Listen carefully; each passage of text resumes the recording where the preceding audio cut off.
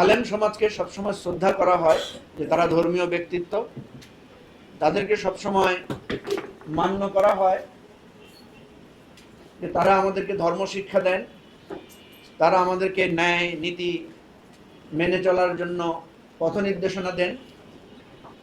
এবং সাধারণভাবে আলেমদেরকে দুটি চোখে দেখা হয়, একটি হচ্ছে ইমাম আর একটি হচ্ছে ওস্তাদ।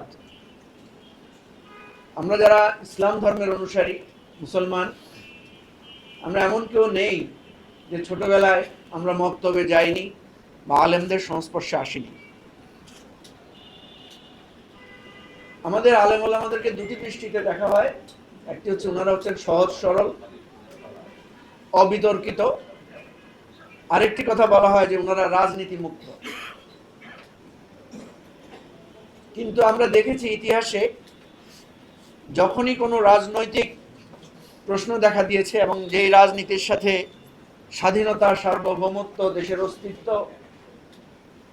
ধর্মীয় সংহতি ইত্যাদি জড়িত, তখন আমরা দেখেছি মসজিদ মাদ্রাসা থেকে আলেম ওলামারা জাতির প্রয়োজনে তারা সবসময় বেরিয়ে এসেছেন। এটা ব্রিটিশ বিরোধী আন্দোলনে যেমনি ছিলেন, আমাদের প্রত্যেকটি সংগ্রামে কোনো না কোনোভাবে আমরা দেখেছি যে আলেম ওলামারা বাংলাদেশে এই সাহসী এবং ত্যাগী ভূমিকা রেখেছেন।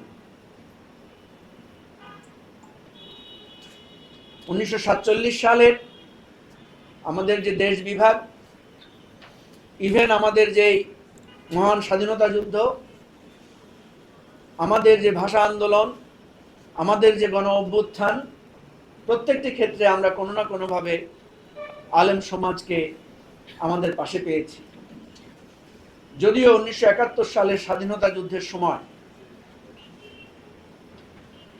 বেশ কিছু দলের ভূমিকার কারণে একটা লম্বা সময় ধরে আমাদের আলেম ওলামাদেরকে নানাভাবে বিভেদ এবং বিতর্কের মধ্যে জড়াতে হয়েছে, তারা জড়িয়েছেন।